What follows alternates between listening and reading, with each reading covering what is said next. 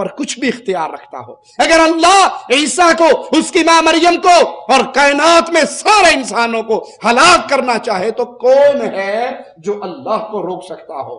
قل ارأيتم ان اهلكني الله ومن معي او رحمنا فمن يجير الكافرين من عذاب اليم. آپ کہو اگر مجھے اور میرے ساتھیوں کو اللہ ہلاک کر دے یا ہم پر رحم کر دے، بہر صورت یہ تو بتاؤ کہ کافروں کو دردناک عذاب سے کون بچانے والا ہے؟ موت بھی اللہ کے ہاتھ میں ہے اور حیات بھی اللہ کے ہاتھ میں. وَلَوْ تَقَوَّلَ عَلَيْنَا بَعْضَ الْأَقَاوِيلِ لَأَخَذْنَا مِنْهُ بِالْيَمِينِ ثُمَّ لَقَطَعْنَا مِنْهُ الْوَتِينَ فَمَا مِنْكُمْ مِنْ أَحَدٍ عَنْهُ حَاجِزِينَ. اگر وہ ہم پر کوئی بھی بات بنا لیتا تو البتہ ہم اس کا دانا ہاتھ پکڑ لیتے، پھر اس کی شہرک کو کاٹ دیتے، پھر تم میں سے کوئی بھی اس سے روکنے والا نہ ہوتا. مختار کل بھی اللہ، موت و حیات کا مالک بھی اللہ، عزت اور ذلت بھی اللہ کے ہاتھ میں ہے. یہاں تو موت و حیات کا اختیار پیروں فقیروں میں بانٹ دیا.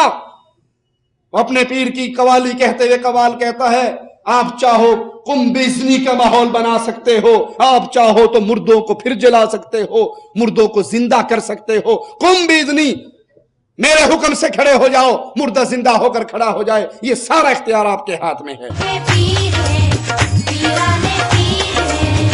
آئینہ خانے میں تبدیلی بھی لا سکتے ہیں، کنبے ازنی کا پھر ماحول بنا سکتے ہیں. میری بگڑی کو بنانے میں قباحت کیا ہے؟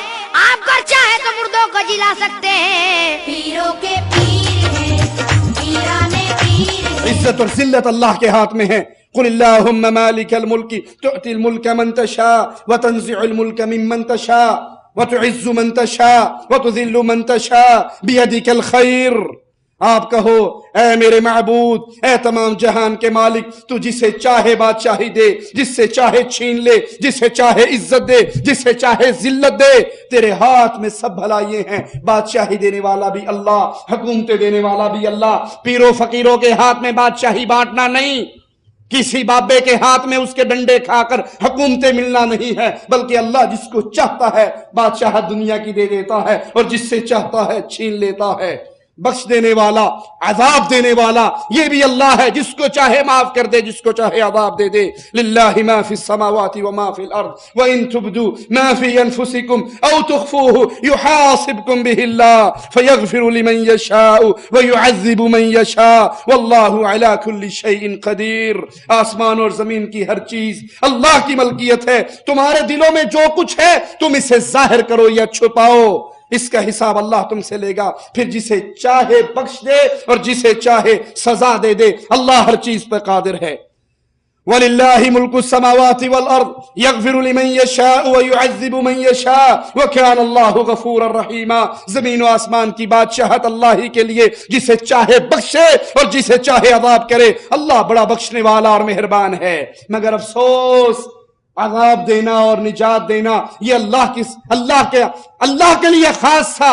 آج یہ بھی پیر و فقیروں کے اندر بانٹ دیا گیا. ملفوظات احمد رضا خان بریلوی صاحب کے اندر ایک پیر کے بیٹے کا قصہ لکھتے ہیں جو بھی چھوٹی سی عمر کا تھا، مادرزاد ولی. وہ باہر آیا، اپنے پیر کے سیکٹری سے کہنے لگا، باپ کے سیکٹری سے لکھو فلاں جنت میں، فلاں جنت میں، فلاں جنت. لسٹ بنانی شروع کر دی. جب یہ لسٹ پوری ہوگی اب کب لکھو فلاں فی النار، فلاں فی النار، فلاں فی النار، فلاں جہنمی، فلاں جہنمی، فلاں جہنمی. تو انہوں نے قلم روک لی کہ جنت والی بات تو ٹھیک تھی لیکن جہنم والی بات ڈر والی ہے.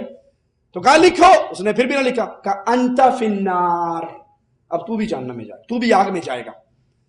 پیر صاحب آگے کہا حضرت آپ کے اس چھوٹے سے مادرزاد ولی نے جنتیوں کی لسٹ بنائی تو میں نے بنا دی، اب اس نے جہنمیوں کی بنوائی تو میں رک گیا. اب اس نے کہا کہ تو بھی جہنمی ہے، تو بھی آگ میں ہے.